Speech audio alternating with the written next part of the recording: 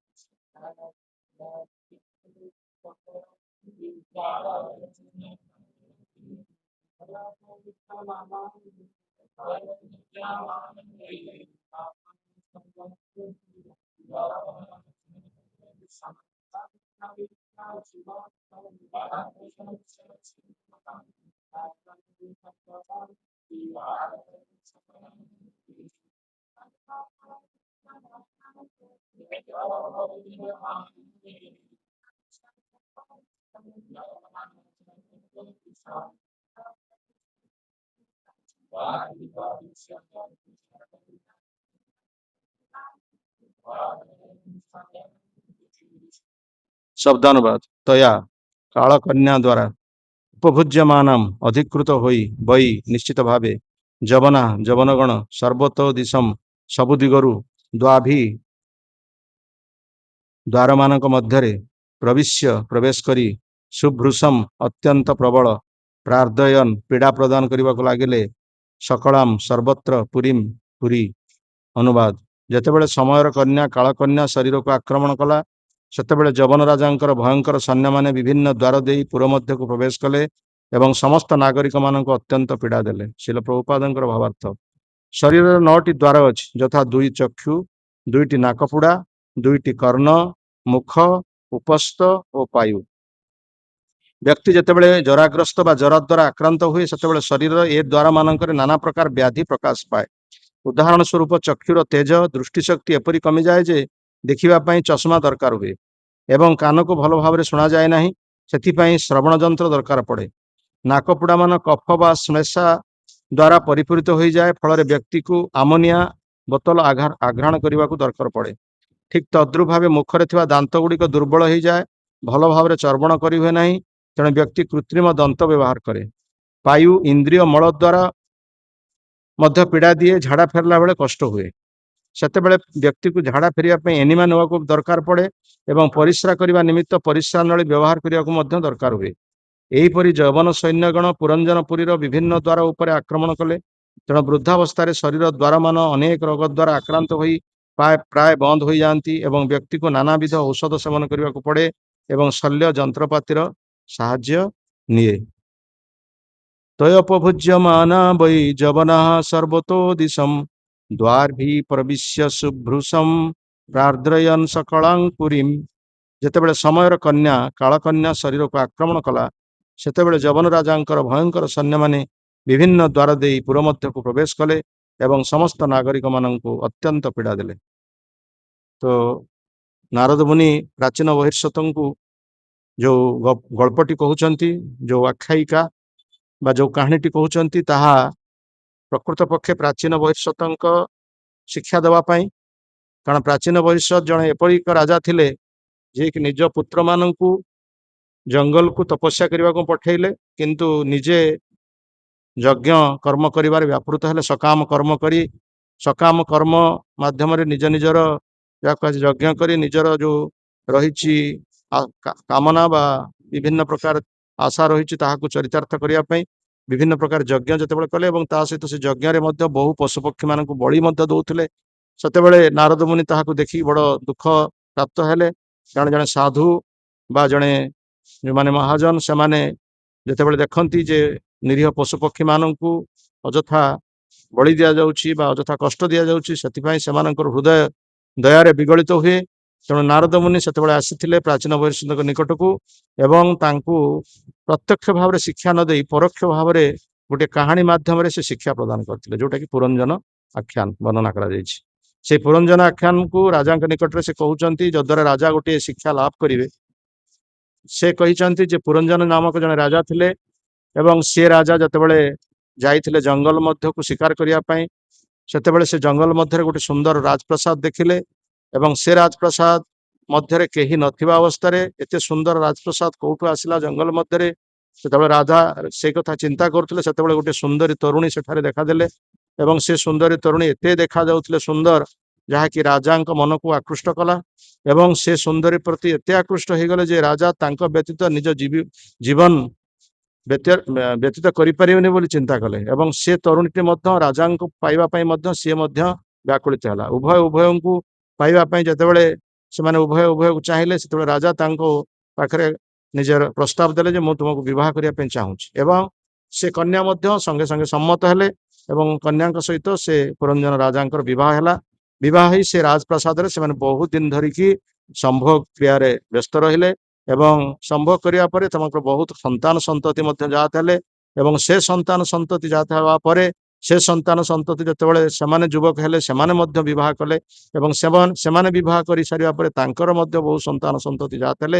ଏଇଭଳି ଭାବରେ ପୁରଞ୍ଜନ ରାଜା ସେଠାରେ ରହି ଗୋଟେ ବିରାଟ ପରିବାର ମଧ୍ୟରେ ରହିକି ନିଜ ଜୀବନ କାଳାତିପାତ କରିବାକୁ ଲାଗିଲେ। ଏହି ସମୟ ମଧ୍ୟରେ କଣ ହେଇଛି ନା ଯବନେଶ୍ୱର ନାମକ ଜଣେ ରାଜା, ସେ ପୁରଞ୍ଜନ ରାଜ୍ୟକୁ ଆକ୍ରମଣ କରୁଛନ୍ତି। ଯବନେଶ୍ୱର କହିଲେ ଯୋଉଟା କି ବୃଦ୍ଧ ଅବସ୍ଥା କୁହାଯାଉଛି ଏବଂ ସେ ଯବନେଶ୍ୱର ରାଜା ଆସିଛନ୍ତି ରାଜାଙ୍କ ନିକଟକୁ ପ୍ରସ୍ତାବ ନେଇକି ଯେ ମତେ ଆପଣ ଆଶ୍ରୟ ଦିଅନ୍ତୁ। ତେଣୁ ପ୍ରକୃତ ପକ୍ଷେ ବୃଦ୍ଧାବସ୍ଥା କେତେ ଜଣ ଚାହାନ୍ତି?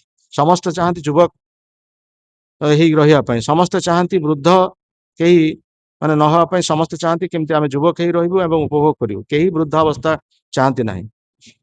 ତେଣୁ ସେଥିପାଇଁ ପୁରଞ୍ଜନ ରାଜା ମଧ୍ୟ ସେଥିରେ ସମ୍ମତ ହେଲେ ନାହିଁ। ସେଠି କାଳକନ୍ୟା ନାମକ ଗୋଟିଏ ଯାହା କୁହାଯାଏ କାଳକନ୍ୟା, ଯିଏକି ପ୍ରକୃତ ପକ୍ଷେ ଭୟ ବୋଲି କୁହାଯାଉଛି, ସେ ମଧ୍ୟ ତାଙ୍କ ସହିତ ବିବାହ କରିବା ପାଇଁ ସେ ସମ୍ମତ ହେଲେ ଏବଂ କାଳକନ୍ୟାକୁ ଯବନରାଜ ଗ୍ରହଣ କଲେ ଏବଂ ସେ ଯବନରାଜ ତାଙ୍କୁ ଗ୍ରହଣ କଲା ପରେ ତାପରେ ସେ ଯବନ ରାଜା ପୁରଞ୍ଜନ ରାଜ୍ୟକୁ ଆକ୍ରମଣ କରିବାକୁ ଆସିଛନ୍ତି। ଏଠାରେ ପୁରପାଦ ମଧ୍ୟ ତାଙ୍କର ଭାବାର୍ଥରେ ପ୍ରକାଶ କରିଛନ୍ତି ଯେ ପ୍ରକୃତ ପକ୍ଷେ ଜଣେ ବୃଦ୍ଧାବସ୍ଥାକୁ ଗ୍ରହଣ କରିପାରେ ନା, କିନ୍ତୁ ଯୋଉମାନେ ସାଧୁ, ଯୋଉମାନେ ପ୍ରକୃତରେ ମହାଜନ, ସେମାନେ ଖରାପ ସୌଦାର ଉପଯୁକ୍ତ ବ୍ୟବହାର କରିଥାନ୍ତି।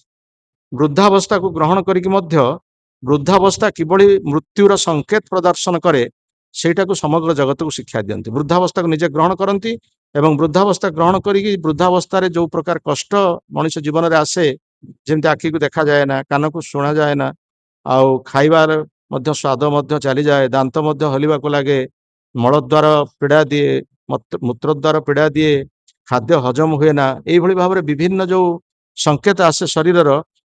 ତେଣୁ ସେଇ ଯୋଉ ବୃଦ୍ଧାବସ୍ଥା ସେଟା ହଉଛି ମୃତ୍ୟୁର ସଂକେତ, ମାନେ ୟା ପରେ ପରେ ମୃତ୍ୟୁ ଆସିବ, କିନ୍ତୁ ପ୍ରକୃତ ପକ୍ଷେ ମୃତ୍ୟୁକୁ କେହି ଚାହାନ୍ତି ନାହିଁ।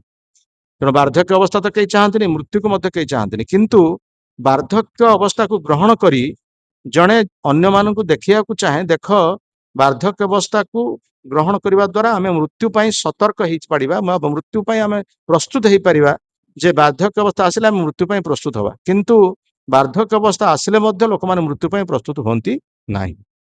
ତେଣୁ ବାର୍ଦ୍ଧକ୍ୟ ଯେତେ ଆମର ବୃଦ୍ଧ ଅବସ୍ଥା ଆସେ ସେତେ ଆମେ ପ୍ରକୃତ ପକ୍ଷେ এই ଶରୀର ପ୍ରତି ଆସକ୍ତ ହଉ ବା ଶରୀର ସମ୍ପର୍କିତ ବ୍ୟକ୍ତିମାନଙ୍କ ପ୍ରତି ଆସକ୍ତ ହଉ।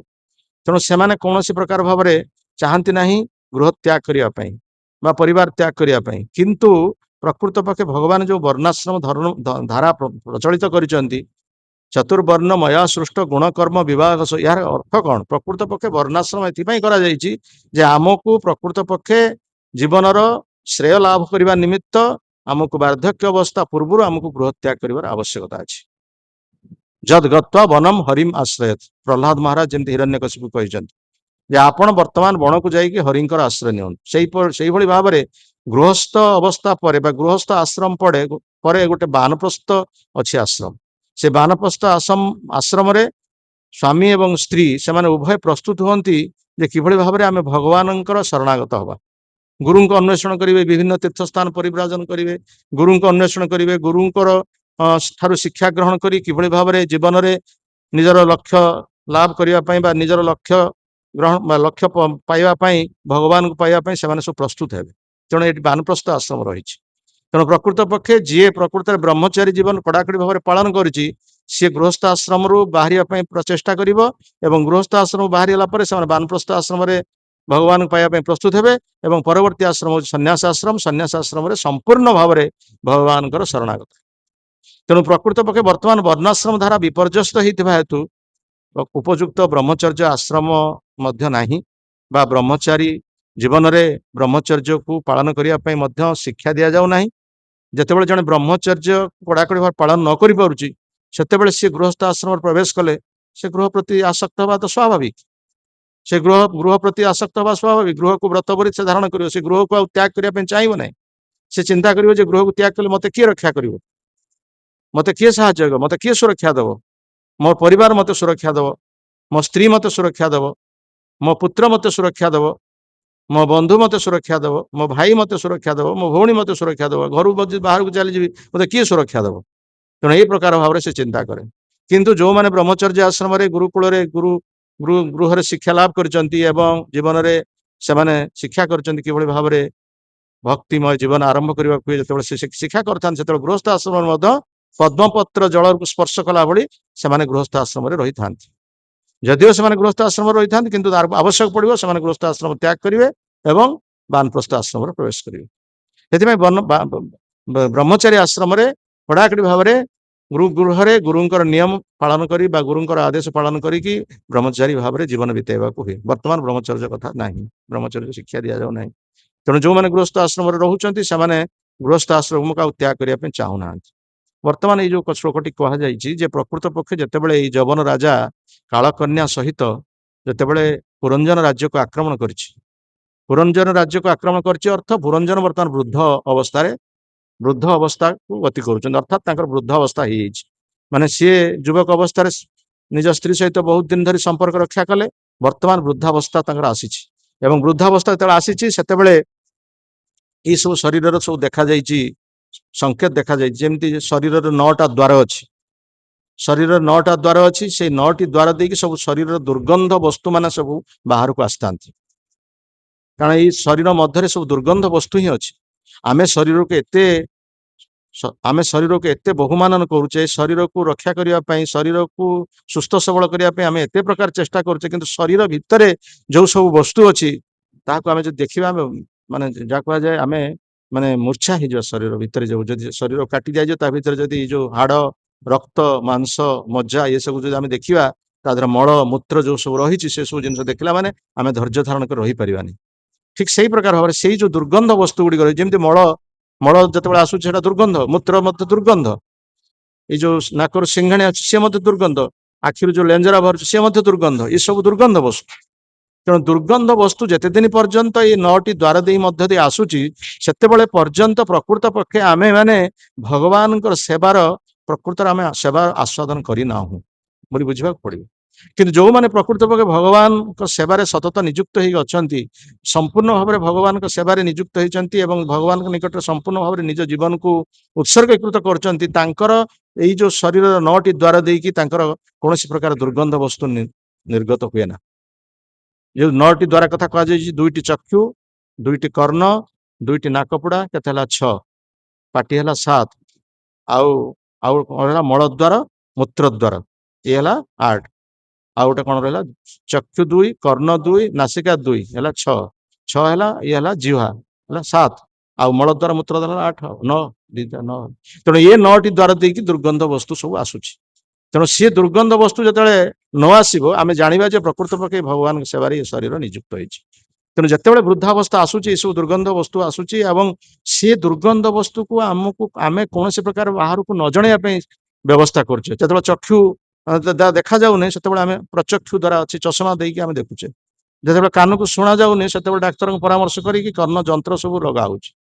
ସେଇଭଳି ଭାବରେ ନାସିକାରେ ଯେତେବେଳେ ପ୍ରୋବ୍ଲେମ ହଉଛି ବା ଆମେ ନିଶ୍ୱାସ ପ୍ରଶ୍ୱାସ ନେଇପାରୁନୁ ସେଭଳି ଯନ୍ତ୍ର ମାଧ୍ୟମରେ ମଧ୍ୟ କେମିତି ଭଲ ଭାବରେ ନିଶ୍ୱାସ ପ୍ରଶ୍ୱାସ ନେବା ସେଥିପାଇଁ ବ୍ୟବସ୍ଥା କରୁ। ଆମେ ମାନେ ସମସ୍ତେ ଚେଷ୍ଟା କରୁଛୁ କେମିତି ଜୀବନରେ ଆମେ ଅଧିକ ଦିନ ବଞ୍ଚି ରହିବା। ଆମେ ବଞ୍ଚିବା ପାଇଁ ପ୍ରସ୍ତୁତ ରହୁଛୁ। ବଞ୍ଚିବାର କଳା ମଧ୍ୟ ଶିଖିବା ପାଇଁ ବିଭିନ୍ନ ଅନୁଷ୍ଠାନ ମଧ୍ୟ ଶିକ୍ଷା ଦଉଛି। ବଞ୍ଚିବାର କଳା, କେହି ମୃତ୍ୟୁର କଳା ଶିକ୍ଷା ଦଉନି। ଦେଖନ୍ତୁ ପୁରଞ୍ଜନ ବର୍ତ୍ତମାନ ସେ ପ୍ରସ୍ତୁତ ହେଇନାହାନ୍ତି, କାରଣ ତାଙ୍କ ଜୀବନଟା କଟିଛି ସ୍ତ୍ରୀ ସମ୍ଭୋଗରେ ଏବଂ ପରିବାର ପୋଷଣ କରିବାରେ। ବର୍ତ୍ତମାନ ଯେତେବେଳେ ବାର୍ଦ୍ଧକ୍ୟ ଅବସ୍ଥା ଆସି ଗ୍ରାସ କରୁଛି ସେତେବେଳେ ସେ ଭୟଭୀତ ହେଇଯାଉଛନ୍ତି। ମୁଁ କଣ କରିବି ବର୍ତ୍ତମାନ? ମୃତ୍ୟୁ ମୋର ଆସିଯାଉଛି, ବର୍ତ୍ତମାନ ମୃତ୍ୟୁ ଆସୁଛି ମାନେ ମୁଁ ପ୍ରକୃତ ପକ୍ଷେ ମୁଁ କାହାକୁ ମାନେ କିଏ ମତେ ରକ୍ଷା କରିବ? ମୁଁ ଯେତେବେଳେ ମୃତ୍ୟୁ ମୁଖରେ ପଡିବି ସେତେବେଳେ ମତେ କିଏ ରକ୍ଷା କରିବ? ବା ମୁଁ ଯେତେବେଳେ ବୃଦ୍ଧ ଅବସ୍ଥାରେ କୁହାଯାଉଛି ବୃଦ୍ଧ ଅବସ୍ଥାରେ ଆମକୁ ଗୃହ ତ୍ୟାଗ କରିବା ପାଇଁ ପଡିବ, ଗୃହ ତ୍ୟାଗ କଲେ କିଏ ମତେ ସୁରକ୍ଷା ଦେବ? ସେମିତି ମୃତ୍ୟୁ ଆସି ପହଞ୍ଚି ଯାଉଛି, ମୃତ୍ୟୁ ସମୟରେ ମତେ କିଏ ରକ୍ଷା କରିବ? ଏଇ ପ୍ରକାର ମନ ଭିତରେ ଭୟ ଆସିଯାଉଛି। ଭୟଟା ସବୁଠାରୁ ବଡ ଭୟ ହଉଛି ମୃତ୍ୟୁ।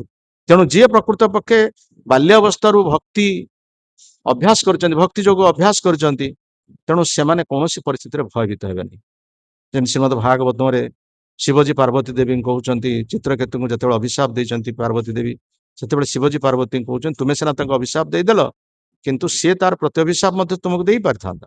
କାରଣ ତାର ସେ ମଧ୍ୟ ସେ ସାମର୍ଥ୍ୟ ଅଛି ବା ସେ ତୁମକୁ ପ୍ରତି ଅଭିଶାପ ଦେଇ ପାରିଥାନ୍ତା, କିନ୍ତୁ ସେ ତୁମକୁ ପ୍ରତି ଅଭିଶାପ ନ ଦେଇ ସେ ଅଭିଶାପକୁ ଗ୍ରହଣ କଲେ ଏବଂ ବର୍ତ୍ତମାନ ସେ ମର୍ତ୍ତ୍ୟମଣ୍ଡଳରେ ଅସୁର ଜନ୍ମ ଗ୍ରହଣ କରିବା ପାଇଁ ମଧ୍ୟ ପ୍ରସ୍ତୁତ ହେଇଛନ୍ତି। କିନ୍ତୁ ସେ କଣ ତୁମକୁ ମାଗୁଛନ୍ତି?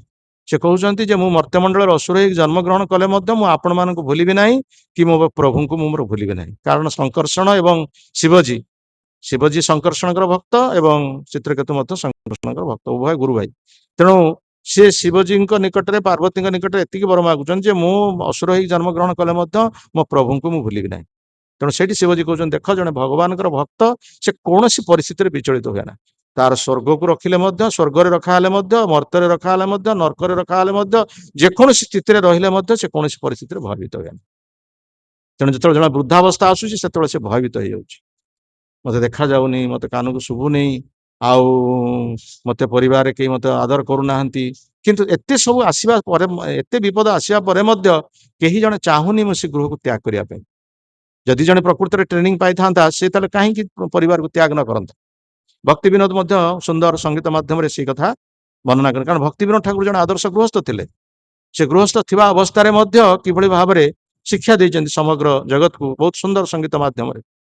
ଭୁଲିଆ ତୋମାରେ ସଂସାରେ ଆସିଆ তে নানাবিধ ব্যথা ভুলিয়া তোমারে সংসারে আসিয়া তে নানাবিধ ব্যথা তোমার চরণে আসিয়াছি আমি, তোমার চরণে আসিয়াছি আমি, বলিব দুঃখের কথা, বলিব দুঃখের কথা। জননী জঠরে ছিলাম যখন বিষম বন্ধন পাশে, জননী জঠরে ছিলাম যখন বিষম বন্ধন পাশে,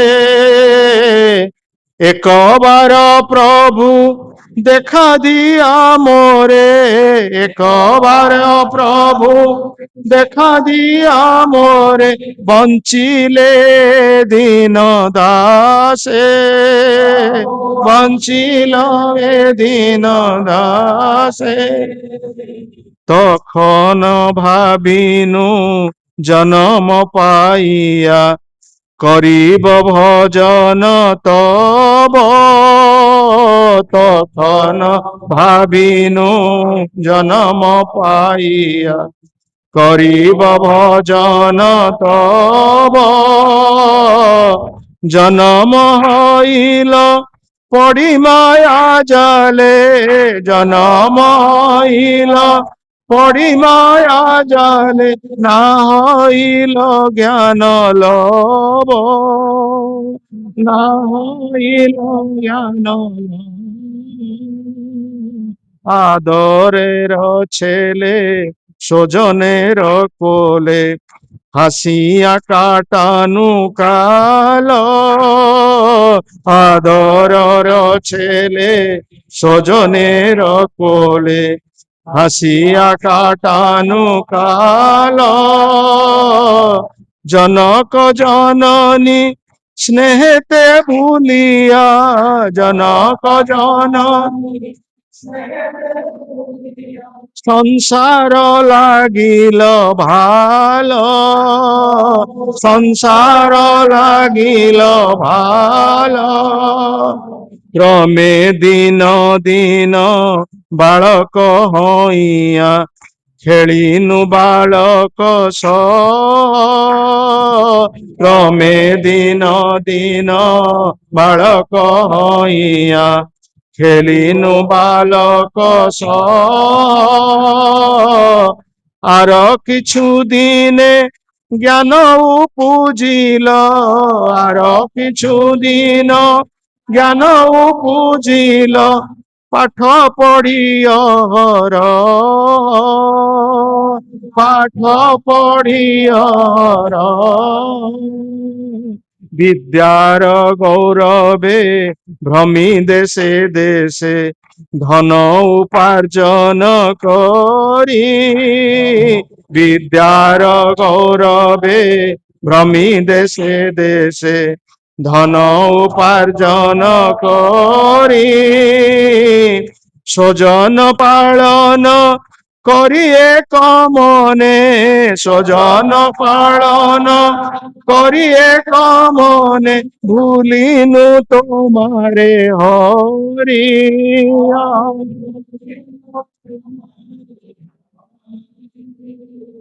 বার্ধক্যে খন ভকতি বিনোদ কান্দিয়া কাতরতি। বার্ধক্যে এখন ভকতি বিনোদ কান্দিয়া কাতরতি। না ভজিয়া তোরে দিন বৃথা গেল, না ভজিয়া তোরে দিন বৃথা গেল, না ভজিয়া তোরে দিন বৃথা গেল, না ভজিয়া তোরে দিন বৃথা গেল। এখন কি হবে গতি, আহো এখন ভুলিয়া তোমারে সংসারে আসিয়া হে নানা বিধবা ব্যথা। ভুলিয়া তোমারে সংসারে আসিয়া হে নানা বিধ ব্যথা। তোমার চরণে আসিয়াছি আমি, তোমার চরণে আসিয়াছি আমি, বলিব দুঃখের কথা, বলিব দুঃখের কথা।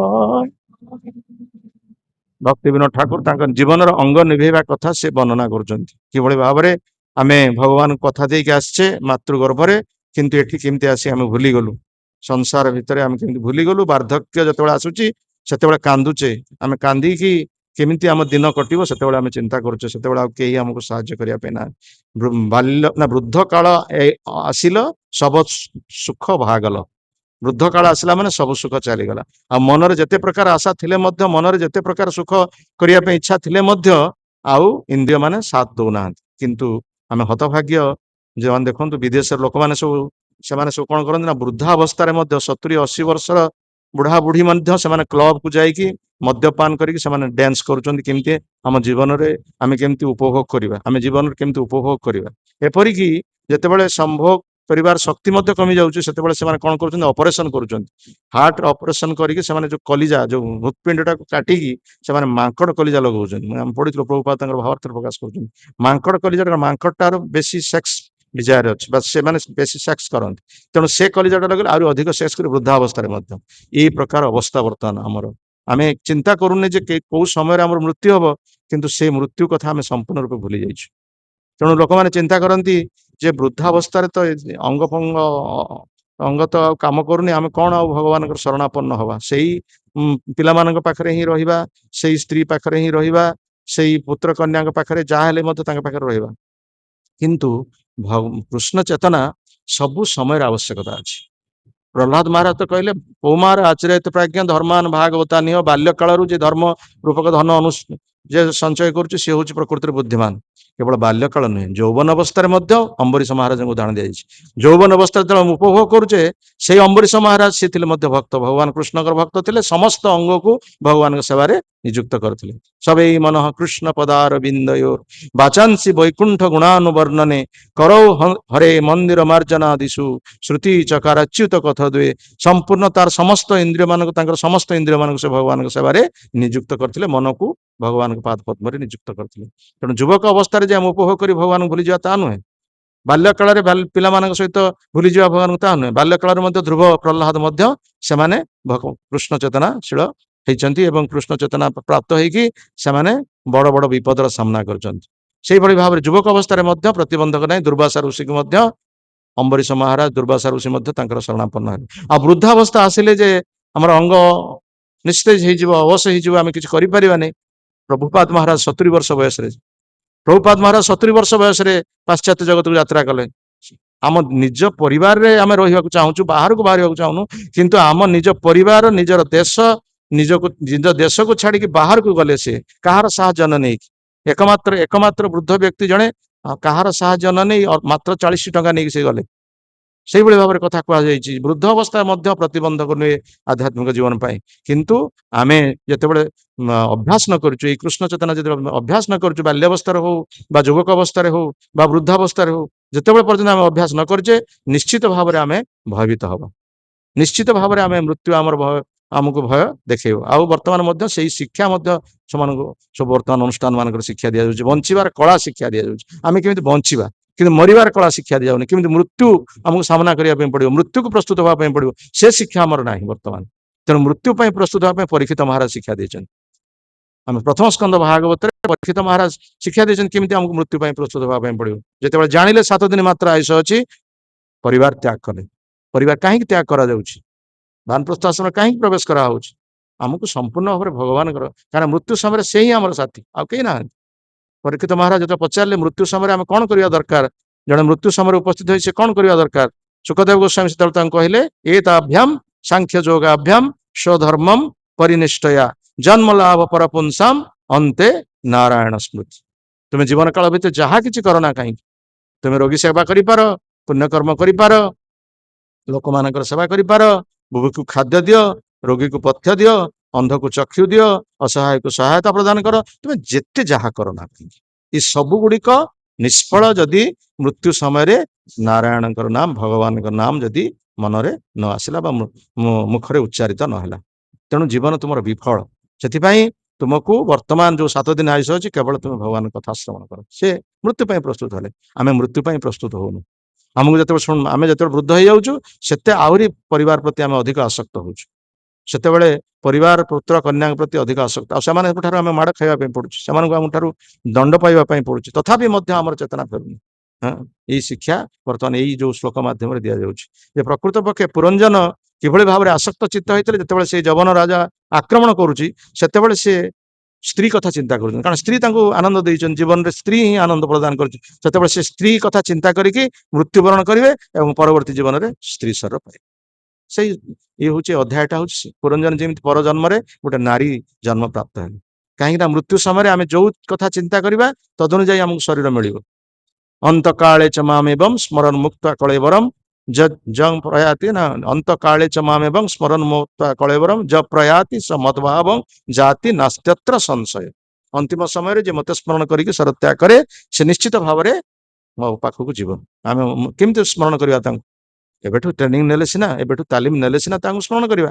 ତାଲିମ ନେବା ପାଇଁ ସୁବିଧା ଦିଆଯାଉଛି, ସୁଯୋଗ ଦିଆଯାଉଛି, ତାକୁ ଯଦି ଆମେ ହାତଛଡା କରିବା ତାହେଲେ କଣ କରାଯିବ? ହାତଛଡା କରାଗଲେ ସେ ଆଉ ସେ ସୁଯୋଗ ଆମ ଜୀବନରେ କେବେ ହେଲେ ଆସିବ ନାହିଁ। ତେଣୁ ଏବେଠୁ ଆମକୁ ପ୍ରସ୍ତୁତ ହେବା ପାଇଁ, ଯେମିତି ବର୍ତ୍ତମାନ ଭକ୍ତି ବିନୋଦ ଠାକୁର କହୁଛନ୍ତି, ଆମ ଜୀବନଟା ଚାଲି ଯାଇଛି କିନ୍ତୁ ବାର୍ଦ୍ଧକ୍ୟ ଅବସ୍ଥାରେ ବର୍ତ୍ତମାନ ଆମେ କାନ୍ଦୁଛି। ବାର୍ଦ୍ଧକ୍ୟ କନ ଭକତି ବିନୋଦ କାନ୍ଦିଆ କାତର ଅତି ନାଭଜିଆ ତୋରେ ଦିନ ବୃଥା ଗେଲ ଏଖନ କି ହବେ ଗତି। ତେଣୁ ସବୁ ଅବସ୍ଥାରେ, ଯୁବାବସ୍ଥାରେ ହଉ, ବାଲ୍ୟାବସ୍ଥାରେ ହଉ, ଯେକୌଣସି ଅବସ୍ଥାରେ ମଧ୍ୟ ହଉ, ଆମକୁ ଭକ୍ତି ଯୋଗ ଅଭ୍ୟାସ କରିବା ପାଇଁ ପଡିବ। ତେଣୁ ମୃତ୍ୟୁ ପାଇଁ ପ୍ରସ୍ତୁତ ଯେମିତି ପରୀକ୍ଷିତ ମହାରାଜ ହେଇଛନ୍ତି, ଆମର ମୃତ୍ୟୁ କେତେବେଳେ ଆସିବ ଆମେ କହିପାରିବାନି।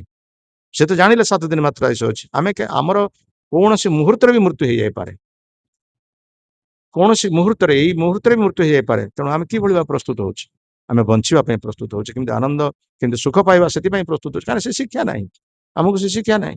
କିନ୍ତୁ ପ୍ରଭୁପାଦ ମହାରାଜ ଏଇ କୃଷ୍ଣ ଚେତନା ସଂଘ ମାଧ୍ୟମରେ ଏଇ ଗୀତା ଭାଗବତର ଶିକ୍ଷା କଣ ପାଇଁ ଆମକୁ ଦିଆଯାଉଛି? ସକାଳେ ଆମେ ଗୀତା ଆଲୋଚନା, ସକାଳେ ଭାଗବତ କଥା କୁହାଯାଉଛି, ରାତିରେ ଗୀତା ଆଲୋଚନା କରା କଣ ହଉଛି, କଣ ପାଇଁ କରାଯାଉଛି? ନା ଆମେ କିଭଳି ଭାବରେ ଭଗବାନଙ୍କ ସହିତ ସମ୍ପର୍କିତ ହବା, ଭଗବାନଙ୍କ ସହିତ ଯୁକ୍ତ ହବା ଏବଂ ଜୀବନର ଭରସା, ସେ ଏକମାତ୍ର ଆମର ଭରସା।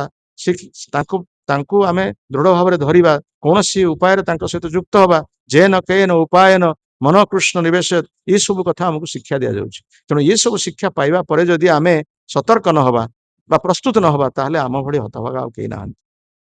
ହଁ, ଆଉ ଗୋଟେ କଥା କହୁଥିଲି, ଯୋଉ ଦୁର୍ଗନ୍ଧ କଥା ମୁଁ କହୁଥିଲି, ଏଇଟା ଗୋଟେ ଉଦାହରଣ କଥା। ଏଇଟା ଗୋଟେ ମାନେ ଯାହା କହିଲେ ଆମର ଜୀବନର ଅଭିଜ୍ଞତା, ଯେ ପ୍ରକୃତ ପକ୍ଷେ ଯୋଉମାନେ ଜଣେ କର୍ମୀ ଲୋକ, ଯାହା ଜୀବନରେ ସେ କେବଳ ମାନେ ତାର ପରିବାର ପାଇଁ କର୍ମ କରିଛି, ଦେଶ ପାଇଁ କର୍ମ କରିଛି, ଜାତି ପାଇଁ କର୍ମ କରିଛି, ତା ଶରୀର ଯେତେବେଳେ ସେ ଶରୀର ତ୍ୟାଗ କରୁଛି, ତା ଶରୀରକୁ ସଂସ୍କାର କରାଯାଉଛି, ତାକୁ ଯଦି ପୋଡି ଦିଆଯିବ, ଏବଂ ଗୋଟେ ଭକ୍ତର ଶରୀର, ଜଣେ ଭକ୍ତଟିଏ ଭଗବାନଙ୍କ ସେବାରେ ଯେ ଜୀବନ ଉତ୍ସର୍ଗ କରିଛି, ତା ଶରୀରଟାକୁ ଯେତେବେଳେ ଆମେ ସଂସ୍କାର କରିବା, ଦେଖନ୍ତୁ ଦୁଇଟି ଶରୀର ସଂସ୍କାର କରାଯାଉଛି, ଏ ଶରୀରର କଣ ଆସୁଛି ଗନ୍ଧ, ସେ ଶରୀର କଣ ଗନ୍ଧ ଆସୁଛି। ଯୋଉମାନେ ସଂସାର ଜାଲରେ ଆବଦ୍ଧ ହେଇକି ଅଛନ୍ତି, ସଂସାର କରିକି ମିଛେଇ ଗଲା କାଲ ସଂସାର କରିକି ଶରୀର ତ୍ୟାଗ କରିଛନ୍ତି, ତାଙ୍କ ଶରୀରରୁ ପ୍ରତିଗନ୍ଧ ଆସିବ। କାରଣ ସେ ଶରୀର ଭଗବାନଙ୍କ ସେବାର ସୁଯୋଗ ପାଇନାହାନ୍ତି। କିନ୍ତୁ ଯୋଉ ଶରୀର ଭଗବାନଙ୍କ ସେବା କରିଛି, ସେ ଶରୀରର ଦୁର୍ଗନ୍ଧ କେବେ ହେଲେ ଆସିବନି। ବଞ୍ଚିଥିବା ଅବସ୍ଥାରେ ମଧ୍ୟ ଆମେ ମଧ୍ୟ ନିଜ ଜୀବନରେ ପରୀକ୍ଷା, ଆମ ଜୀବନର ପରୀକ୍ଷାମୂଳକ ଭାବରେ ପ୍ରମାଣ ହେଇଛି। ଆମେ ତ ଶୁଣିଛୁ ଭାଗବତରେ, ଯେତେବେଳେ ଋଷଭ ଦେବ ଋଷଭ ଦେବ ଯେତେବେଳେ ସେ ବୃଦ୍ଧାବସ୍ଥା ଆସିଛନ୍ତି, ସେ ଯେତେବେଳେ ତାଙ୍କର ଅବଧୂତ ଭାବରେ ସେ ଚତୁର୍ଦିଗ ଚାରିଆଡେ ସେ ବିଚରଣ କରୁଛନ୍ତି, ଏବଂ ତାଙ୍କର ଯୋଉ ମଳ ସେ ତ୍ୟାଗ କରୁଛନ୍ତି, ସେ ମଳଟା ଚତୁର୍ଦିଗରେ ସୁଗନ୍ଧ ବିକିରଣ ହଉଛି। ମାନେ ଚତୁଃସମର ସୁଗନ୍ଧ ସେ ମଳରୁ ଆସୁଛି। କାହିଁକି ଆସୁଛି? କାରଣ ଭଗବାନଙ୍କର ସେବାରେ ସେ ସମ୍ପୂର୍ଣ୍ଣ ଭାବରେ ତାଙ୍କ ଜୀବନକୁ ବିନିଯୋଗ କରିଛନ୍ତି। ଆଉ ସେ ଶରୀରରୁ ତାଙ୍କର କୌଣସି ପ୍ରକାର ଆଉ ଦୁର୍ଗନ୍ଧ ନାହିଁ। କିନ୍ତୁ ଆମ ଶରୀରରୁ ଦୁର୍ଗନ୍ଧ ଜାତ ହଉଛି କାହିଁକି ନା ଆମ ଶରୀର ପ୍ରକୃତ ପକ୍ଷେ ଭଗବାନ, ଯଦିଓ ଆମେ ବର୍ତ୍ତମାନ ଅଭ୍ୟାସ କରୁଛେ ମାନେ କଣ, ତ ପ୍ରକୃତରେ ଆମେ ଭଗବାନଙ୍କ ସହିତ ଯୁକ୍ତ ହେଇପାରିଛେ, ଏଇଟା ଆମେ ଅଭ୍ୟାସ କରୁଛେ ବର୍ତ୍ତମାନ। କିନ୍ତୁ ଯୋଉମାନେ ପ୍ରକୃତ ପକ୍ଷେ ଶୁଦ୍ଧ ଭକ୍ତଙ୍କ କଥା କୁହାଯାଇଛି, ଆମେ ଯେତେବେଳେ ଆମ ଗୁରୁଦେବଙ୍କ ସେବାର ସୁଯୋଗ ଲାଭ କରିଥିଲେ, ଗୁରୁଦେବ ଯେତେବେଳେ ଅସୁସ୍ଥ ହେଇଥିଲେ, ଆମେ ତାଙ୍କର ସେବା କରୁଥିବା ଅବସ୍ଥାରେ ଆମେ ତାଙ୍କର ମଳ ତ୍ୟାଗ କଲା ପରେ ସେ ମଳକୁ ନେଇକି ଆମେ ବାହାରେ ପକଉ ଏବଂ ପାଣି ସାରିଲା ପରେ ପାଣି ସାରି ଦଉ, କରୁ। ଆଉ ସେତେବେଳେ ଆମେ ଦେଖୁ ମଳରେ କୌଣସି ପ୍ରକାର ଦୁର୍ଗନ୍ଧ ନାହିଁ। ନିଜେ ଆମେ ଦେଖିଛୁ ମଳର କୌଣସି ପ୍ରକାର ଦୁର୍ଗନ୍ଧ, ବା ମୂତ୍ର ପରିସ୍ରାରେ ମଧ୍ୟ କୌଣସି ପ୍ରକାର ଦୁର୍ଗନ୍ଧ ନାହିଁ ତାଙ୍କର। ନିଜେ ପରୀକ୍ଷାମୂଳକ ଭାବରେ ପ୍ରମାଣ ଆମେ ଦେଖିଛୁ। ଆଉ ଗୁରୁଦେବଙ୍କର ଶରୀର ଯେତେବେଳେ ମାୟାପୁରରେ ସେ ଶରତ୍ୟାଗ କଲେ, ସେତେବେଳେ ତାଙ୍କୁ ଅଣାଗଲା, ଗୋଟିଏ ମାନେ 24 ଘଣ୍ଟା ବିତିଗଲା। ଆଜି ସନ୍ଧ୍ୟାରେ ସେ ଶରତ୍ୟାଗ କଲେ, କାଲି ଆସିକି ଭୁବନେଶ୍ୱରରେ ସେ କାରରେ ଆସିକି ପହଞ୍ଚିଲା ବେଳକୁ କେତେ ଘଣ୍ଟା ହେଲା? 24 ଘଣ୍ଟା ହେଇଗଲାଣି। ସନ୍ଧ୍ୟାରେ ଶରତ୍ୟାଗ କଲେ, ତା ପରଦିନ ସନ୍ଧ୍ୟା ହେଲା। 24 ଘଣ୍ଟା ପରେ ଗୋଟେ ଲୋକର ଶରୀର କଣ ହବ? ଚାଲିଗଲା ପରେ ଶରୀର ଦୁର୍ଗନ୍ଧ ଆସିବ, କିନ୍ତୁ କୌଣସି ପ୍ରକାର ଦୁର୍ଗନ୍ଧ ତାଙ୍କ ଶରୀରରେ ନଥାଏ। ଏବଂ ସେ ଶରୀରକୁ ନେଇକି ତାଙ୍କର ହାତ ଗୋଡ ସବୁଗୁଡାକ ମୁଭମେଣ୍ଟ କରୁଥାଏ। ହାତ ଗୋଡ ସବୁଗୁଡା ମୁଭମେଣ୍ଟ କରୁଛି, ଯେମିତି ସାଧାରଣ ଲୋକର ଶରୀର ଯେମିତି ଯୋଉ ପ୍ରକାର ଅବସ୍ଥା, ସମସ୍ତେ ଆମେ ସେଇ ପ୍ରକାର ଭାବୁଛୁ। କାଳେ ସେ ସମାଧିସ୍ଥ, ସମସ୍ତଙ୍କ ଚିନ୍ତା ଧାରଣା ହେଇଥାଏ କଣ, କାଳେ ସେ ସମାଧିସ୍ଥ ଅଛନ୍ତି, ପରବର୍ତ୍ତୀ ଅବସ୍ଥାରେ ସେ ଚେତନା ଲାଭ କରି ଏଇ ପ୍ରକାର ତାଙ୍କ ଶରୀର ସବୁ ମୁଭମେଣ୍ଟ ହଉଥାଏ। ତେଣୁ ତାଙ୍କୁ ପୁଣି ସେଇଭଳି ସମାଧି ଦିଆଗଲା। ଆମର ଶ୍ରୀପାଦ ମହାରାଜଙ୍କର କଥା ବି ମଧ୍ୟ ଶୁଣିଛୁ। ତାଙ୍କର ତ 2 ଦିନ ପରେ ତାଙ୍କର ରାଧାକୁଣ୍ଡରେ ତାଙ୍କୁ ସମାଧିସ୍ଥ କରାଗଲା। କାରଣ ବହୁତ ତାଙ୍କ ଭିତରେ ଶରୀର ତ୍ୟାଗ କଲା ପରେ ତାଙ୍କ ଭିତରେ ସବୁ ଆଲୋଚନା ହେଲା। କିଏ କହିଲେ କଲିକତାରେ ତାଙ୍କୁ ସମାଧି ଦିଆଯିବ, କିଏ କହିଲେ ମଣିପୁରରେ ତାଙ୍କୁ ସମାଧି ଦିଆଯିବ, କିଏ କହିଲେ ରାଧାକୁଣ୍ଡରେ ସମାଧି ଦିଆଯିବ। କୌଣସି ପ୍ରକାର ସମାଧାନ ଆସିପାରିଲା ନାହିଁ। ଏଇଭଳି ଭାବରେ 2 ଦିନ ଚାଲିଗଲା। ବୃନ୍ଦାବନରେ କେତେ ଜଣ ଚାହିଁଲେ ଏଇ ପ୍ରକାର ଭାବରେ ଯେ ବୃନ୍ଦାବନ ମନ୍ଦିରରେ ମତେ ତାଙ୍କୁ ଦର୍ଶନ କରିବା ପାଇଁ ସୁଯୋଗ ଦିଆଗଲା। 2 ଦିନ ଭିତରେ ଦେଖାଗଲା ତାଙ୍କ ଯୋଉ ଦାଢି ସେଭ୍ କରିଥିଲେ ସେ ଦାଢି ସବୁ ଉଠୁଛି, ମାନେ ଶରୀର ତ୍ୟାଗ କଲା ପରେ ମଧ୍ୟ ଦାଢି ଉଠୁଛି ଏଥିରେ। ଆଉ ଶରୀର କୌଣସି ପ୍ରକାର ଦୁର୍ଗନ୍ଧ ନାହିଁ, ତାଙ୍କ ଶରୀର ମଧ୍ୟ ସେମିତି ମୁଭମେଣ୍ଟ ହଉଛି। ଇଏ ହଉଛି ଅଭିଜ୍ଞତା, ଇଏ ହଉଛି ପରୀକ୍ଷା ମୂଳକ ଭାବରେ ପ୍ରମାଣିତ ଯେ କୃଷ୍ଣଙ୍କର ସେବା କଲେ, ଭଗବାନଙ୍କର ସେବା କଲେ ଏ ଶରୀର ମଧ୍ୟ ଅପ୍ରାକୃତ ହେଇଯାଏ। ବୈଷ୍ଣବେର ଶରୀର ପ୍ରାକୃତ ଶରୀର ନয়। ଯେତେବେଳେ ଚୈତନ୍ୟ ମହାପ୍ରଭୁ ହରିଦାସଙ୍କର ଶରୀରକୁ ଧରିକି ନାଚୁଥିଲେ, ହରିଦାସ ଶରୀର ତ୍ୟାଗ କଲା ପରେ ହରିଦାସର ପ୍ରାଣ ହଇଲା ନିଷ୍କ୍ରମଣ, ପୂର୍ବେ ଯେନ ଶୁଣିଆଛେ ଭୀଷ୍ମେର ମରଣ। ଭୀଷ୍ମ ଯେମିତି ଇଚ୍ଛା କରିଥିଲେ ମୁଁ ମୃତ୍ୟୁ ସମୟରେ ଟିକେ ମୋ ପ୍ରଭୁଙ୍କୁ ଦର୍ଶନ କରିକି ଶରତ୍ୟାଗ କରିବି, ଠିକ ସେଇଭଳି ହରିଦାସଙ୍କର ଜୀବନଟା ମଧ୍ୟ ସେଇଭଳି କଟିଲା। ହରିଦାସ ମଧ୍ୟ ଇଚ୍ଛା କରିଥିଲେ ଯେ ମୁଁ ମହାପ୍ରଭୁଙ୍କ କୋଳରେ ରଖିବି, ଶ୍ରୀକୃଷ୍ଣ ଚୈତନ୍ୟ ନାମ ଉଚ୍ଚାରଣ କରିବି, ମୁଁ ଶରତ୍ୟାଗ କରିବି। ଆଉ ସେୟା ହିଁ ମହାପ୍ରଭୁ ତାଙ୍କୁ ସେ ତାଙ୍କ ଇଚ୍ଛାକୁ ପୂରଣ କଲେ ଏବଂ ସେଇ ଶରୀରକୁ ଧରିକି ମହାପ୍ରଭୁ ନୃତ୍ୟ କରୁଛନ୍ତି। ହରିଦାସର ତନୁ କୋଳେ ଲୈଲା ଉଠାଇଆ, ଅଙ୍ଗନେ ନାଚୟ ପ୍ରଭୁ ପ୍ରେମାବିଷ୍ଟ ହଇଆ, କୃପା କରି କୃଷ୍ଣ ମରେ ଦିଆଥିଲା ସଙ୍ଗ, ସ୍ୱତନ୍ତ୍ର କୃଷ୍ଣେର କୃପା କଇଲ ସଙ୍ଗ ଭଙ୍ଗ। এই କଥା ନିଜେ ଚୈତନ୍ୟ ମହାପ୍ରଭୁ କହୁଛନ୍ତି ମହାପ୍ରଭୁ ବା କୃଷ୍ଣ ନିଜେ ମତେ ତାଙ୍କର ସଙ୍ଗ ପ୍ରଦାନ, ନିଜେ ସ୍ୱୟଂ କୃଷ୍ଣ ଏକଥା ସେ ଲୋକଙ୍କୁ ଛଳନା କରି କଥା କହୁଛନ୍ତି। କହୁଛନ୍ତି ସ୍ୱତନ୍ତ୍ର କୃଷ୍ଣର କୃପା, କୃଷ୍ଣଙ୍କର ଇଚ୍ଛା ହଉଛି ଅନ୍ୟ ପ୍ରକାର। ମୁଁ ଚାହିଁଥିଲି ହରିଦାସଙ୍କୁ ନେଇକି ମୋ ଜୀବନ କାଳ କଟେଇବା ପାଇଁ, କିନ୍ତୁ ହରିଦାସ ମତେ ଛାଡିକି ଚାଲିଗଲେ। ସ୍ୱତନ୍ତ୍ର କୃଷ୍ଣର କୃପା କଇଲ ଭଙ୍ଗ ସଙ୍ଗ ଭଙ୍ଗ। ସେଇ ହରିଦାସଙ୍କ ଠାକୁର ଶରୀର କହୁଛନ୍ତି ବୈଷ୍ଣବର ଶରୀର ପ୍ରାକୃତ ଶରୀର ନয়। ଯେ ବୈଷ୍ଣବ ଯେ ଭଗବାନଙ୍କ ସେବାରେ ଯେ ଶରୀର ତାର ଉତ୍ସର୍ଗୀକୃତ କରିଛି ତା ଶରୀର ପ୍ରାକୃତ ଶରୀର ନୁହେଁ, ସେ ହଉଛି ଅପ୍ରାକୃତ ଶରୀର। କାରଣ ଭଗବାନଙ୍କ ସେବା କଲେ ସେ ଶରୀର ମଧ୍ୟ ଭଗବାନଙ୍କ ଶରୀର ସଦୃଶ ହେଇଯାଏ। ଯସ୍ୟାସ୍ତି ଭକ୍ତି ଭଗବତୀ ଅକିଞ୍ଚନା, ସବେଇ ଗୁଣେସ୍ତତ୍ର ସମାସତେ ସୁରା, ହରାବ ଭକ୍ତସ୍ୟ କୁତ ମହତ ଗୁଣା, ମନରଥେ ନାସତି ଧାବତ ବହି। ଶ୍ରୀମଦ୍ ଭାଗବତ ଏ କଥା କୁହାଯାଇଛି। ଯିଏ ଭଗବାନଙ୍କର ପ୍ରିୟ ଭକ୍ତ, ଭଗବାନଙ୍କର ଯୋଉ ଗୁଣ ଗୁଡିକ ଅଛି ଭକ୍ତ ନିକଟରେ ମଧ୍ୟ ସେଇ ଗୁଣ ଗୁଡିକ ପ୍ରକାଶିତ ହୁଏ। ଯିଏ ଭଗବାନଙ୍କର ଭକ୍ତ ନୁହେଁ, ଯଦିଓ ପ୍ରାକୃତ ଦୃଷ୍ଟିରୁ ବା ଭୌତିକ ଦୃଷ୍ଟିରୁ ସେ ଧନଶାଳୀ ହେଇପାରେ ବା ଦେଖିବାକୁ ସୁନ୍ଦର ହେଇପାରେ ବା ସେ ଉଚ୍ଚ ବର୍ଣ୍ଣର ଜାତ ହେଇପାରେ, ଏ ସବୁ ଗୁଣ ଥାଇପାରେ, କିନ୍ତୁ ହଜାରେ ସୁନକୁ ଯୋଗ କଲେ ଯୋଉ ପ୍ରକାର ଅବସ୍ଥା, ଏ ସବୁ ଭୌତିକ ଗୁଣ ଗୁଡିକ କିଛି ମୂଲ୍ୟ ତାର ନାହିଁ, ୟାର କିଛି ମୂଲ୍ୟ ନାହିଁ। ଠିକ ସେଇ ପ୍ରକାର ଭାବରେ ଇଏ ଜୀବନ ଭଗବାନ ଆମକୁ ପ୍ରଦାନ କରିଛନ୍ତି ଭଗବାନଙ୍କର ସେବା କରିବା ପାଇଁ। ତେଣୁ ବିଭିନ୍ନ ଯୋଉ ଭଗବାନ ଆଶ୍ରମ ବର୍ଣ୍ଣ ଆଶ୍ରମ କରିଛନ୍ତି, ୟାର ମୁଖ୍ୟ ଲକ୍ଷ୍ୟ ହଉଛି କେମିତି ଭଗବାନଙ୍କ ସହିତ ଯୁକ୍ତ ହେବା। ବର୍ଣ୍ଣ ମଧ୍ୟରେ ଉଚ୍ଚ ବର୍ଣ୍ଣ ସବୁଠାରେ ହେଲା ବ୍ରାହ୍ମଣ। ବ୍ରାହ୍ମଣ କଣ ଶିକ୍ଷା ଦବ? ପରମାର୍ଥିକ ଶିକ୍ଷା ଦବ ଲୋକମାନଙ୍କୁ, ଯେ ତୁମେ ମାନେ ପରମାର୍ଥିକ ଶିକ୍ଷା କୃଷ୍ଣ ଚେତନା ଗ୍ରହଣ କର। ଯେ ଉପଯୁକ୍ତ ବ୍ରାହ୍ମଣ, ଯେ ପରମାର୍ଥିକ ବ୍ରାହ୍ମଣ, ଏଇ କଥା ଶିକ୍ଷା ଦେବେ। ସେଇଭଳି ଆଶ୍ରମର ସର୍ବଶ୍ରେଷ୍ଠ ଆଶ୍ରମଟା କଣ? ସନ୍ନ୍ୟାସ। ତେଣୁ ସନ୍ନ୍ୟାସୀ କଣ ଶିକ୍ଷା ଦବ ସମଗ୍ର ଜଗତକୁ? କୃଷ୍ଣ ଚେତନା ଶିକ୍ଷା ଦବ। ଆମେ ମାନେ ସମସ୍ତେ କୃଷ୍ଣ ଚେତନଶୀଳ ହେଇକି କେମିତି କୃଷ୍ଣଙ୍କୁ ଆଶ୍ରୟ କରିକି ବା କୃଷ୍ଣଙ୍କ ଉପରେ ସମ୍ପୂର୍ଣ୍ଣ ଭାବରେ ଭରସା କରିକି ଆମ ଜୀବନକୁ ବ୍ୟବହାର କରିପାରିବା, ଏଇ କଥା ଶିକ୍ଷା ଦବ। ଏଇଟା ଭଗବାନଙ୍କର ଇଚ୍ଛା। ତେଣୁ ଆମେ କେତେ ଜଣ ତାହାକୁ ପାଳନ କରୁଛୁ? ବର୍ତ୍ତମାନ ବର୍ଣ୍ଣାଶ୍ରମ ଧାରା ସମ୍ପୂର୍ଣ୍ଣ ଭାବରେ ବିପର୍ଯ୍ୟସ୍ତ ହେଇଛି। ତେଣୁ ବର୍ଣ୍ଣାଶ୍ରମ ଧାରା ବିପର୍ଯ୍ୟସ୍ତ ହେଲେ ମଧ୍ୟ ଭାଗବତରେ କୁହାଯାଇଛି ଅତ କୁମ୍ଭୀର ଦ୍ୱିଜଶ୍ରେଷ୍ଠା ବର୍ଣ୍ଣାଶ୍ରମ ବିଭାଗସ ସ୍ୱନୁଷ୍ଠିତ ଧର୍ମସ୍ୟ ସଂସିଦ୍ଧିର ହରିତୋଷଣ। ବର୍ଣ୍ଣାଶ୍ରମ ଧାରା ବିପର୍ଯ୍ୟସ୍ତ ହେଲେ ମଧ୍ୟ ଗୋଟିଏ ସୁନ୍ଦର କଥା ସେ କହିଛନ୍ତି, ଯିଏ ଯୋଉ ବର୍ଣ୍ଣରେ ଅଛି ବା ଯିଏ ଯୋଉ ଆଶ୍ରମ ରହିଲେ ମଧ୍ୟ ସମସ୍ତଙ୍କର ଚିନ୍ତାଧାରା କେମିତି ହରିତୋଷଣ ହବା ଉଚିତ, ଅର୍ଥାତ୍ ସମସ୍ତେ କେମିତି ଭଗବାନଙ୍କର ପ୍ରସନ୍ନତା ବିଧାନ ପାଇଁ ଚେଷ୍ଟା କରିବା ଦରକାର। ଏଇଟା ହଉଛି କହିବା କଥା। ବିଦେଶରେ ତ ତାହା ନାହିଁ, ବର୍ତ୍ତମାନ ଭାରତରେ ମଧ୍ୟ ସେଇ ପ୍ରକାର ଅବସ୍ଥା। ତେଣୁ ପ୍ରତ୍ୟେକ ପରିସ୍ଥିତିରେ ପ୍ରତ୍ୟେକ ଅବସ୍ଥାରେ କେମିତି କୃଷ୍ଣ ଚେତନା ଗ୍ରହଣ କରିବା ଏବଂ ଜୀବନକୁ ସୁଖମୟ କରିବା, ତାହା ହିଁ ଆମର ଜୀବନର ଲକ୍ଷ୍ୟ ହେବା ଉଚିତ। ଜୟ ଗ୍ରନ୍ଥରାଜ ଶ୍ରୀମଦ୍ ଭାଗବତମ କି, ଶ୍ରୀଲ ପ୍ରଭୁପାଦ ମହାରାଜ କି ଜୟ, ଶ୍ରୀଲ ଗୁରୁଦେव की, समवेत गौर भक्त वृंद की, अनंत कोटि वैष्णव वृंद की, ताई गौर प्रेमानंदे। हाँ बही कहीं एकादश बहीटा कोठी अच्छी ଦେଇନି ବହି ନାହିଁ, ଦେଇନି।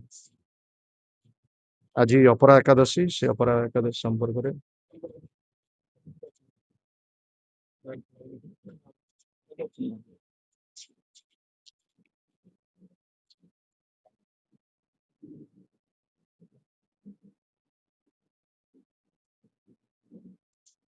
ଅପରା ଏକାଦଶୀ ଯୁଧିଷ୍ଠିର କହିଲେ, ହେ କୃଷ୍ଣ, ଜ୍ୟେଷ୍ଠ ପକ୍ଷ କୃଷ୍ଣ ପକ୍ଷ ଏକାଦଶୀ କେଉଁ ନାମରେ ପ୍ରସିଦ୍ଧ ଏବଂ ତାର ମାହାତ୍ମ୍ୟ କଣ, ତାହା ମୁଁ ଶ୍ରବଣ କରିବାକୁ ଇଚ୍ଛା କରୁଛି। ଆପଣ ଅନୁଗ୍ରହ ପୂର୍ବକ ତାହା ବର୍ଣ୍ଣନା କରନ୍ତୁ। ଶ୍ରୀକୃଷ୍ଣ କହିଲେ, ହେ ମହାରାଜ, ମାନବ ସକଳଙ୍କ ହିତ କାମନାରେ ଆପଣ ଉତ୍ତମ ପ୍ରଶ୍ନ କରିଛନ୍ତି। ବହୁ ପୁଣ୍ୟ ପ୍ରଦାୟିନୀ ମହାପାତକ ବିନାଶିନୀ ଓ ପୁତ୍ରଦାତ୍ରୀ ଏହି ଏକାଦଶୀ ଅପରା ନାମରେ ବିଖ୍ୟାତ। ଏହି ବ୍ରତ ପାଳନକାରୀ ବ୍ୟକ୍ତି ଜଗତରେ ପ୍ରସିଦ୍ଧି ଲାଭ କରେ। ବ୍ରହ୍ମହତ୍ୟା, ଗୋହତ୍ୟା, ବ୍ରହ୍ମହତ୍ୟାକାରୀ, ପରନିନ୍ଦୁକ ଓ ପରସ୍ତ୍ରୀ ଗମନକାରୀ ସମସ୍ତେ ହିଁ ଏହି ବ୍ରତ ପାଳନରେ ନିଷ୍ପାପ ହୋଇଥାନ୍ତି। ସେହିପରି ମିଥ୍ୟା ସାକ୍ଷ୍ୟ ଦାନକାରୀ, କୂଟ ଶାସନକାରୀ, କୂଟ ବେଦଶାସ୍ତ୍ର ଆଦି ପାଠକ, କୂଟ ଜ୍ୟୋତିଷ ଓ କୂଟ ଆୟୁର୍ବେଦ ବୈଦ୍ୟ ଏମାନେ ସମସ୍ତେ ହିଁ ନର୍କ ଯନ୍ତ୍ରଣା ଭୋଗ କରନ୍ତି। ସେମାନେ ଯଦି ଏହି ବ୍ରତ ପାଳନ କରନ୍ତି ତେବେ ଉକ୍ତ ପାପରୁ ମୁକ୍ତ ହୁଅନ୍ତି। କ୍ଷତ୍ରିୟ ସ୍ୱଧର୍ମ ତ୍ୟାଗ କରି ଯଦି ଯୁଦ୍ଧ କ୍ଷେତ୍ରରୁ ପଳାୟନ କରେ ତେବେ ସେ ଘୋରତର ନର୍କରେ ପତିତ ହୁଏ। କିନ୍ତୁ ସେ ଏହି ବ୍ରତ ପାଳନରେ ମୁକ୍ତ ହୋଇ ସ୍ୱର୍ଗକୁ ଯାଏ। ଯେଉଁ ବିଦ୍ୱାନ ଶିଷ୍ୟ ଶାସ୍ତ୍ରଜ୍ଞ ସଦ୍ଗୁରୁଙ୍କ ନିନ୍ଦା ଫଳରେ ନର୍କ ଯିବାକୁ ଯୋଗ୍ୟ ହୁଏ, ସେହି ବ୍ୟକ୍ତି ମଧ୍ୟ ଏହି ବ୍ରତ ପାଳନରେ ସଦ୍ଗତି ପ୍ରାପ୍ତ ହୁଏ। ମକରସ୍ଥ ରବିଯୁକ୍ତ ମାଘ ମାସରେ ପ୍ରୟାଗ ସ୍ନାନରେ ମନୁଷ୍ୟର ଯେଉଁ ଫଳ ଲାଭ ହୁଏ, ଶିବରାତ୍ରିରେ କାଶୀଧାମରେ ଉପବାସରେ ଯେଉଁ ପୁଣ୍ୟ ଫଳ ଲାଭ ହୁଏ, ଗୟାଧାମରେ ବିଷ୍ଣୁପାଦ ପଦ୍ମରେ ପିଣ୍ଡଦାନରେ ପିତୃଗଣଙ୍କର ଯେଉଁ ତୃପ୍ତି ବିଧାନ ହୁଏ ଓ ସିଂହସ୍ଥିତ ବୃହସ୍ପତିରେ ଗୌତମ ନଦୀ ସ୍ନାନକାରୀ ବ୍ୟକ୍ତି ଯେଉଁ ଫଳ ପ୍ରାପ୍ତ ହୁଏ, କେଦାର ବଦ୍ରି ଯାତ୍ରାରେ ମଧ୍ୟ ସେହି ତୀର୍ଥ ସେବନରେ, କୁରୁକ୍ଷେତ୍ରରେ ସୂର୍ଯ୍ୟଗ୍ରହଣ ସ୍ନାନରେ, ହସ୍ତି ଅଶ୍ୱ ସୁବର୍ଣ୍ଣ ଦାନରେ ଏବଂ ଦକ୍ଷିଣା ସହ ଯଜ୍ଞ ସମ୍ପାଦନରେ ଯେଉଁ ଫଳ ପ୍ରାପ୍ତ ହୁଏ, ଏହି ବ୍ରତ ପାଳନ କଲେ ତଦ୍ରୂପ ଫଳ ଲାଭ ହୋଇଥାଏ। ଏହି ଅପରାବ୍ରତ ପାପରୂପକ ବୃକ୍ଷର କୁଠାର ସ୍ୱରୂପ, ପାପରୂପକ କାଷ୍ଟର ଦାବାଗ୍ନି ତୁଲ୍ୟ, ପାପରୂପକ ଅନ୍ଧକାରର ସୂର୍ଯ୍ୟ ସଦୃଶ ଏବଂ ପାପହସ୍ତିର ସିଂହ ସ୍ୱରୂପ। ଏହି ବ୍ରତ ବିନା ଯେଉଁ ବ୍ୟକ୍ତି ଜୀବନ ଧାରଣ କରେ, ଜଳରେ ବୁଦ୍ବୁଦ ନ୍ୟାୟ ଏବଂ ଜନ୍ତୁଗଣଙ୍କ ମଧ୍ୟରେ ବିରାଡ଼ି ପରି ସେମାନଙ୍କ ଜନ୍ମ ମରଣ ହିଁ ସାର ମାତ୍ର ହୋଇଥାଏ। ଅପରା ଏକାଦଶୀରେ ଉପବାସ ପୂର୍ବକ ବିଷ୍ଣୁ ପୂଜା କଲେ ସର୍ବପାପ ବିନିର୍ମୁକ୍ତ ହୋଇ ବିଷ୍ଣୁ ଲୋକକୁ ଗତି ହୁଏ। ଏହି ବ୍ରତ କଥା ପାଠ ଓ ଶ୍ରବଣ କଲେ ଗୋ ସହସ୍ର ଦାନର ତୁଲ୍ୟ ଫଳ ଲାଭ ହୋଇଥାଏ। ଜୟ ଅପରା ଏକାଦଶୀ की। श्रील प्रभुपाद महाराज की जय। श्रील गुरुदेव की। समवेत गौर भक्त वृंद की। अनंत कोटि वैष्णव वृंद की। हिताई गौर प्रमानंदी। ତେଣୁ ସେଥିପାଇଁ ଏକାଦଶୀରେ ଆମକୁ କୁହାଯାଇଛି